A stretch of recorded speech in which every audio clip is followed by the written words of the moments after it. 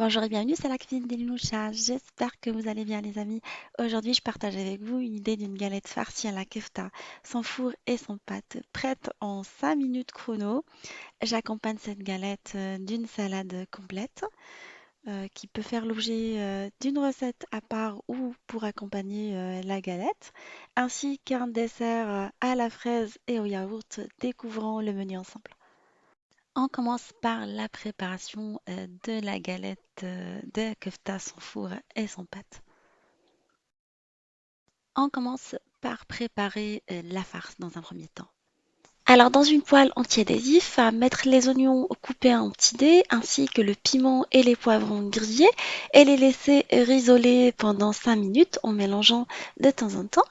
Après, rajouter la viande hachée et l'écraser à l'aide de la spatule en bois pour éviter d'avoir des paquets épicé. Alors la liste des épices est en barre d'infos. Rajouter le concentré de tomate et mélanger la poêle. La laisser cuire tranquillement pendant une bonne dizaine de minutes à feu vif. Et à la fin de la cuisson, à rajouter le persil.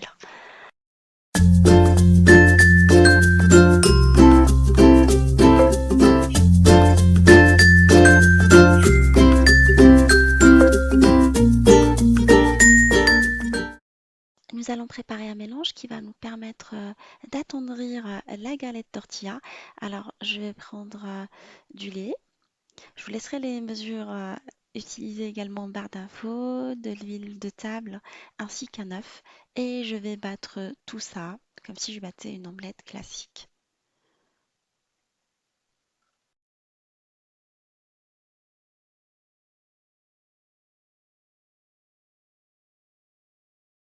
On passe à l'assemblage de la galette. Alors j'ai pris des feuilles de tortilla de la taille d'une crêpière et je vais venir les badigeonner avec le mélange qu'on a préparé. Alors je vais superposer 3 feuilles dans un premier temps.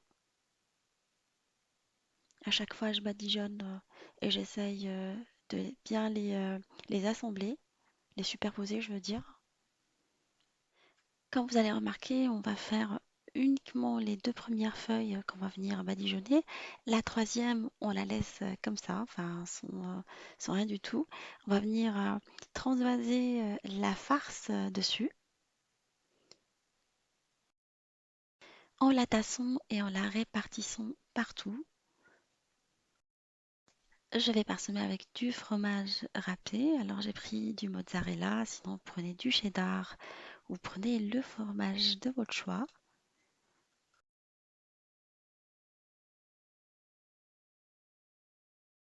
Là, on va recommencer la même opération que tout à l'heure. On va venir couvrir notre farce avec le mélange, enfin avec la feuille, je veux dire, et qu'on va venir badigeonner par la suite. Et on va remettre une deuxième feuille et une troisième. Et on badigeonne cette fois-ci les trois. Je vais la mettre à cuire sur un feu très très doux sur la première face dans un premier temps.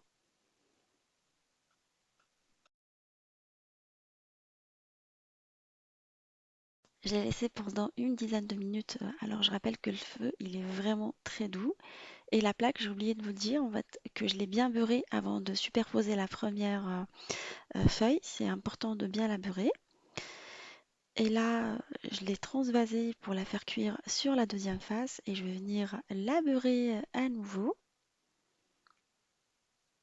Et je la remets sur un feu très doux.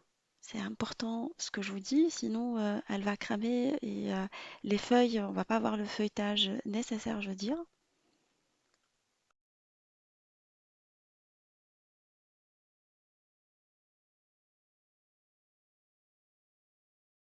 Une fois qu'elle a cuit sur la l'autre face, je vais la retourner parce que comme j'ai beurré l'autre face et je vais la rebeurrer à nouveau et cette fois-ci je vais la laisser cuire uniquement 5 petites minutes histoire qu'elle puisse gratiner. Vous avez remarqué que la première fois, j'ai laissé presque blanche.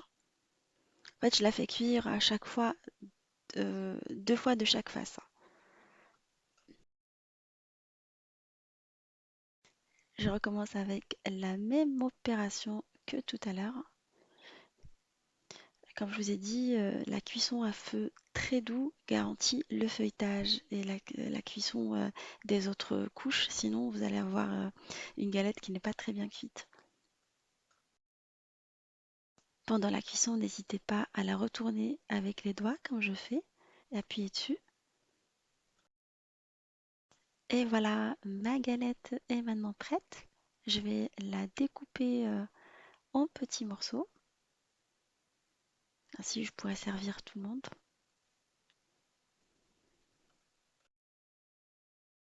Vous pouvez la parsemer avec de la persillade provençale, du persil, mélanger avec du piment, ce que vous aimez comme herbe. Ça, c'est une tâche facultative en fait, c'est pas obligatoire.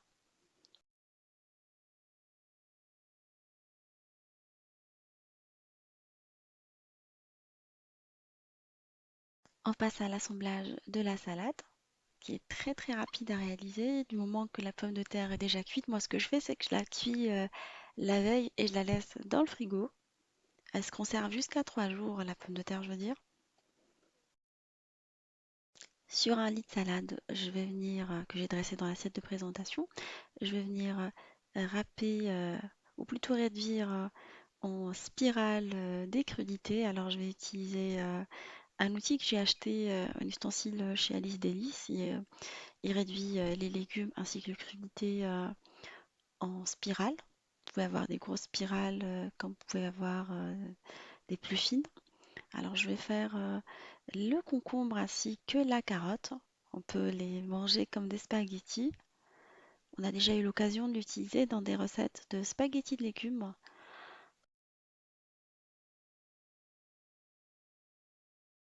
Pour la salade de pommes de terre, je vais couper des oignons verts nouveaux en fines tranches.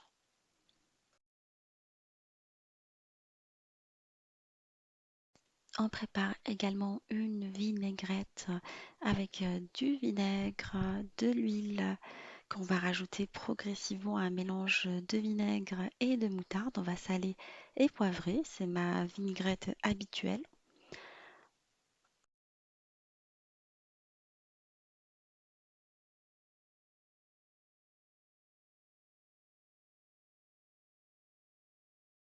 Je vais incorporer la moitié des oignons verts à ma salade de pommes de terre, des pommes de terre que j'ai cuites à l'eau et que j'ai découpées tout simplement en morceaux de 2 cm. Je mets également la vinaigrette, l'équivalent de 3 grandes cuillères à soupe pour 2 grandes pommes de terre, ainsi que du persil haché. Prenez le frais, là j'avais que du persil congelé, du coup le résultat il est meilleur quand le persil est frais, j'avais pas ça. Ainsi qu'un peu de piment d'Espelette qui va venir réveiller le goût de la pomme de terre, qui est à la base assez fade. C'est pour ça que je lui incorpore souvent des condiments frais pour garantir un bon goût.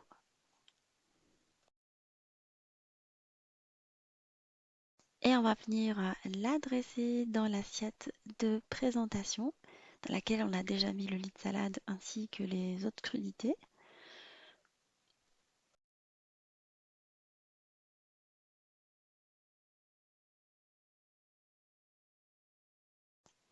J'ai de la betterave cuite et découpée en morceaux de 2 cm à laquelle je vais incorporer les oignons rouges, plutôt les oignons verts, je veux dire, ainsi que la vinaigrette. Et je mets également du persil.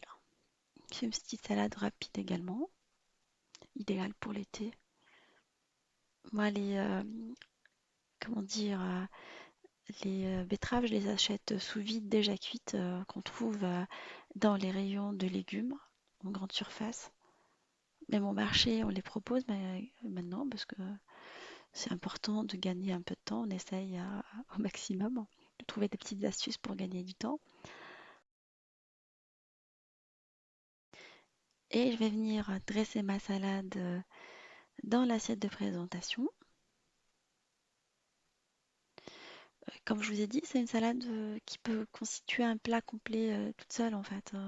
Et l'été, c'est ce qu'on réalise. Si vous voulez l'accompagner avec des œufs, bah, c'est parfait. On a des féculents apportés par la pomme de terre, des crudités, ainsi que les protéines de l'œuf. Et là, je vais venir la décorer avec des tomates cerises qui apportent de la fraîcheur et de la couleur à la salade, ainsi que des radis épluchés.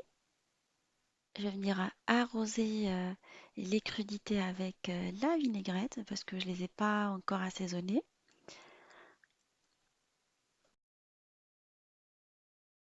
Et je mets quelques quartiers d'œufs au milieu de la salade. Vous pouvez les découper en quatre. Moi, je les ai découpés en deux. Vous faites comme vous avez envie.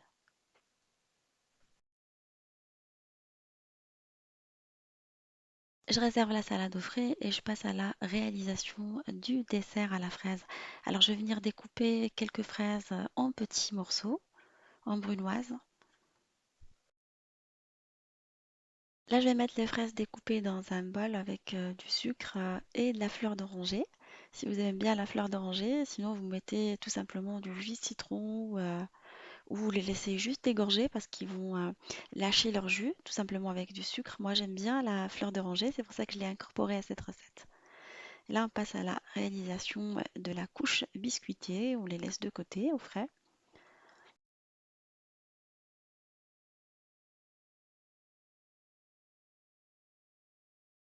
Je vais venir mixer des spéculoos que je vais réduire en poudre. Sinon, vous le mettez dans des sacs plastiques de congélation. Vous les écrasez avec un rouleau à pâtisserie.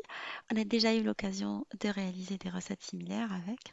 Dans des verrines, je vais dresser une couche biscuitée dans un premier temps et je vais venir remplir enfin, par-dessus avec la fraise. Je verse par-dessus un yaourt à la fraise. Alors dans ce yaourt, il y a toujours un coulis en bas. Ben, je le mélange rapidement avec le coulis de fraise. C'est un yaourt brebis fraise. Sinon, vous prenez un yaourt classique et vous les décorez avec un coulis de fraise. Yaourt à la vanille, yaourt grec. Moi, j'adore les yaourts grecs. Et voilà, c'est une petite verrine rapide, facile et économique. C'est vrai, vous allez me dire, c'est fait avec des aliments déjà frais, mais quand vous les assemblez tous ensemble, bah, ça fait quelque chose de sympa, je trouve.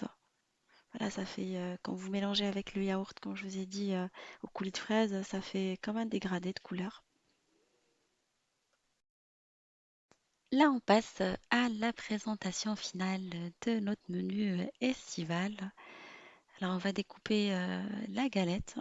Comme je vous ai dit, faites attention au mode de cuisson et optez pour une cuisson à feu très très doux pour garantir la réussite de cette recette. Voilà, ça fait une bonne petite galette qu'on va venir servir avec la salade crudité. Elle est assez fraîche et idéale pour la saison.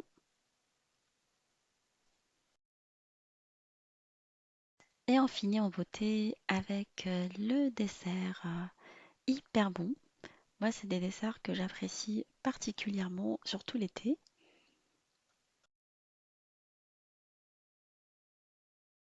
J'espère que cette recette facile, rapide et économique vous fera plaisir ainsi qu'à vos familles et vos amis. Je vous fais des gros gros bisous et je vous dis on se retrouve sur la cuisine de Limoucha avec des nouvelles recettes, un nouveau voyage culinaire et à bientôt!